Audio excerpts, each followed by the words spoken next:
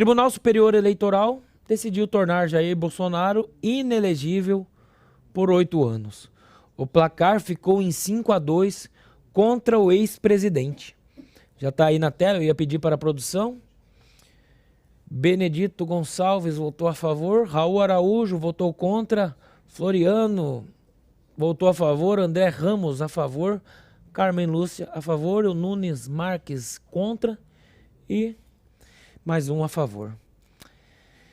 É, para acabar, né, gente? Vai lá, eu vou passar para Eduarda Campopiano, primeiramente, o comentário.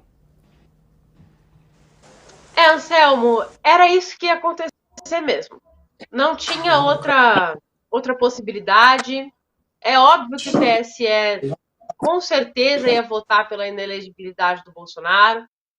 É triste, né? É triste porque o que ele fez, né? Fica aí a incógnita, o que ele fez? Porque todas as acusações que têm sido usadas contra a direita ultimamente, discurso antidemocrático, crime de ódio, essas coisas, é tudo subjetivo. Eu gosto muito dessa palavra. É tudo subjetivo. Fica ali à disposição da interpretação de quem estiver com o caso na mão. E a interpretação deles tem sido a pior possível, né? Tem sido a mais contra nós possível. Eles não escondem que eles têm um lado. Eles não escondem. Eles não falam em voz alta, mas eles nem tentam disfarçar as ações. O engraçado é que hoje teve a inelegibilidade da Maria... agora me falha o segundo nome dela. Maria alguma coisa. Ela é a principal opositora ao Nicolás Maduro na Venezuela. Ela era pré-candidata às eleições e ela se tornou inelegível. É muito engraçado que quando a gente fala de Venezuela, quando a gente diz que a Venezuela é uma ditadura, os militantes pró-Maduro, os militantes socialistas e petistas, eles vêm dizer que não. A Venezuela não é uma ditadura. Eles têm até eleição. Eles têm até Supremos Tribunais. Como que pode ser uma ditadura se eles têm eleição? Tá aí a eleição. A principal opositora se tornou inelegível por 15 anos. Ela ainda foi até pior que o Bolsonaro. O Bolsonaro tá por 8, ela tá por 15. Né? Então tá aí a democracia venezuelana que o Lula abraça. Que o Lula traz o Maduro pra cá e diz: olha só, vocês achavam que ele era um cara do mal? Olha como ele é um cara bonito e cheiroso, né? Então, é muito triste, de verdade, porque o sistema é muito forte, tá? O sistema é muito forte. Eu acho que, e eu tenho falado muito disso recentemente, o que sobra para a direita são duas coisas. São duas frentes de ataque. Uma é a frente parlamentar. A gente tem que cobrar ação dos parlamentares, dos deputados e dos senadores. Estava comentando com o pessoal aqui de casa hoje. A gente não vê um senador fazer um tweet sobre tudo isso que está acontecendo. Tá? A direita batendo no peito para falar que não, a gente ganhou a maioria no parlamento, o Lula não vai governar. Mentira. Mentira. O Lula está governando muito bem, distribuindo emenda parlamentar para o centro. Ele está governando muito bem. Porque, e se ele ficar sem dinheiro? Só que ele não vai ficar sem dinheiro. Então, enquanto ele tiver dinheiro, e esse vai acabar, ele vai continuar distribuindo para essa galera. Então, ele vai continuar tendo apoio deles. O que a gente precisa agora é de uma direita, o PL, o Republicanos, votando tudo em uníssono. Todo mundo junto. Bem alinhadinho, só bem combinadinho. E a gente precisa começar a ver movimentações do Senado. O Senado é o órgão que pode pedir impeachment de ministros. Porém, o Senado é monitorado por esses mesmos ministros. Então é normal que muitos tenham um rabo preso ali. A gente vê isso acontecendo. Quando algum presidente de Câmara, presidente de Senado, quando algum senador começa alguma coisa, eles desengavetam algum processo. Aí o cara sossega. Entendeu? A gente precisa de alguém que quebre isso. Se a gente tem senadores que acabaram de entrar, a gente tem Damares, a gente tem Cleitinho, é Cleitinho, né? A gente tem o astronauta. Essa galera não era senador antes. Eu não imagino que eles tenham rabo preso com alguém lá dentro. Então é uma galera que precisa começar a se articular para pelo menos pautar essas coisas. Não tô nem falando para conseguir passar e aprovar tudo, porque eu sei que isso é difícil, né? É muito difícil. Mas pelo menos pautar, sabe? Trazer esse debate, ser incômodo, mostrar presença, bater no peito e falar: a gente tá aqui, a gente tá aqui, a gente vai fazer o que quem votou na gente quer que a gente faça, a gente vai incomodar. Porque assim, ter medo é natural. Todo mundo vai ter medo. O que diferencia é como você lida com o medo que você tem. Medo da retaliação, todo mundo vai ter. Eu tenho tanto quanto um senador. O que difere as pessoas é como que elas vão lidar com isso. Então a gente precisa tanto da ação parlamentar quanto da formação de bases intelectuais da direita.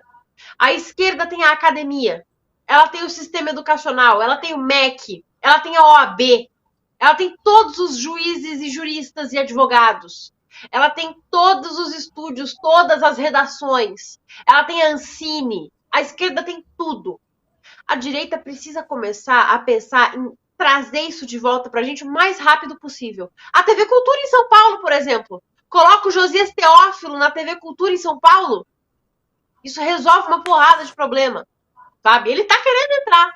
Ele só precisa ser posto lá dentro. E isso cabe ao governo do estado.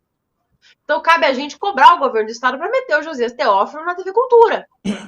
A gente precisa começar a ocupar isso o mais rápido possível, porque esse tipo de ocupação leva 30, 40 anos. Então, quanto mais rápido a gente começar, talvez, quem sabe, a gente não veja esses resultados enquanto a gente ainda estiver vivo.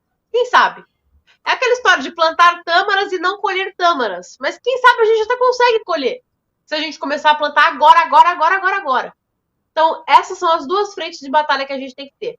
Parlamentares incisivos que incomodem e façam o seu trabalho de forma autêntica e uma direita que se preocupe com as bases culturais de verdade. Obrigado, Eduarda. Eu já convido o Lucas Polese para o comentário. Pois é. Isso que está acontecendo hoje, a foto que você mostrou do julgamento aí do Bolsonaro, dos juízes, revela bem qual é o nosso problema atual. Quantos votos tinha naquela foto? O problema é que hoje a gente colhe as consequências das últimas gerações que se desprenderam e se desligaram e se alienaram completamente da política, né? A gente está vendo hoje um deep state que não teve voto, que em sua grande maioria, sua esmagadora maioria, é composto por acadêmicos formados nessas universidades de esquerda, e que a Eduarda falou. Essa galera passou anos e anos dentro da universidade, sendo doutrinado, tendo uma formação de esquerda igual de qualquer brasileiro médio, e saíram e foram fazer concurso público, passaram em concurso, viraram juízes, promotores, delegados, enfim, ocuparam diversas esferas aí da sociedade, sindicalistas, e fizeram bastante networking, né? Hoje você vê que quem está ocupando esses órgãos aí, o poder, tomando decisão, são todos esses tipos de caras.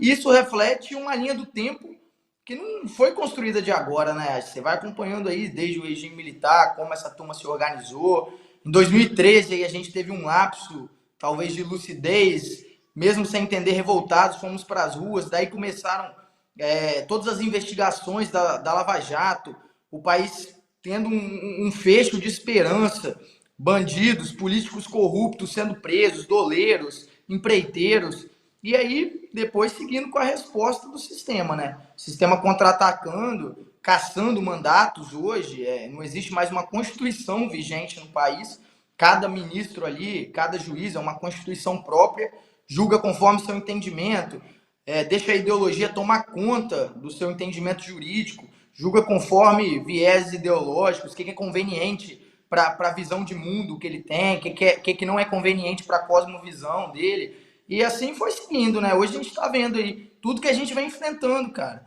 Quantos pedidos de cassação eu recebo na Assembleia todo dia? Isso é rotina de qualquer parlamentar de direita do país. Quantas cassações a gente já está vendo na prática? Deltan, Carmelo Neto lá no Ceará, Rogério Marinho, isso vai continuar. O que a Eduarda falou aí é totalmente verdade.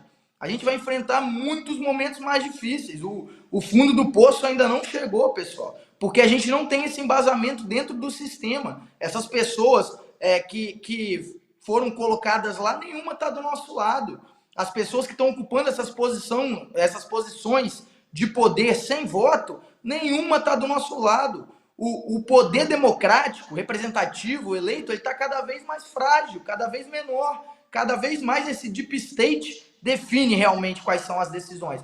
E aí você vê o Bolsonaro, pô, é o que reflete nele. Um maior líder político do nosso espectro, condenado por não ser corrupto. É o primeiro caso que a gente vê.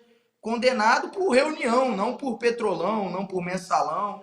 Condenado por ser um cara que exprime ideias totalmente diferentes. E aí ele não pode questionar as urnas, porque isso é antidemocrático, isso atenta contra as instituições, mas ao mesmo tempo o Lula está lá, noite e dia, falando que o impeachment da Dilma, referendado pelo Supremo Tribunal Federal, aprovado pelo Congresso, isso sim foi um golpe. Isso aí, gente, não atenta contra as instituições. As instituições seguem de pé, mesmo com todos esses ataques.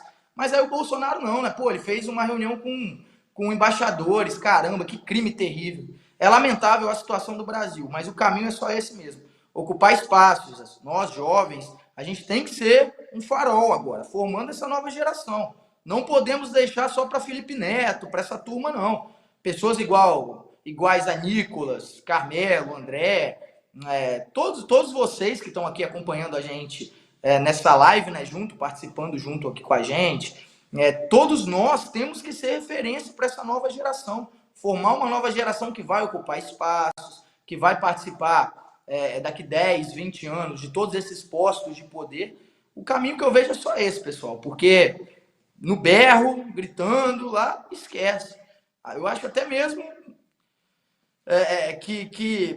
sei lá, talvez mesmo se a gente der muita sorte, a nossa geração vai viver num país livre, assim, mas muita gente vai trabalhar mesmo para ver os filhos colherem mesmo. E se tiver foco, não pode fazer igual a geração dos nossos pais, dos meus pais pelo menos, que sempre quando eu falava de política, que gostava, falavam que era ambiente de bandido, de ladrão. Enquanto meus pais falavam isso, os pais do Renan Calheiros, o Renan Calheiros, né, falando pro Renanzinho, os pais de todos esses pilantras que estão lá estavam sempre falando, vai para política, que política sim é lugar para gente. E aí aconteceu o que a gente está vendo hoje, né? Torço para que a gente alinhe essa bússola nossa e faça o que deve ser feito, porque caminho fácil não tem.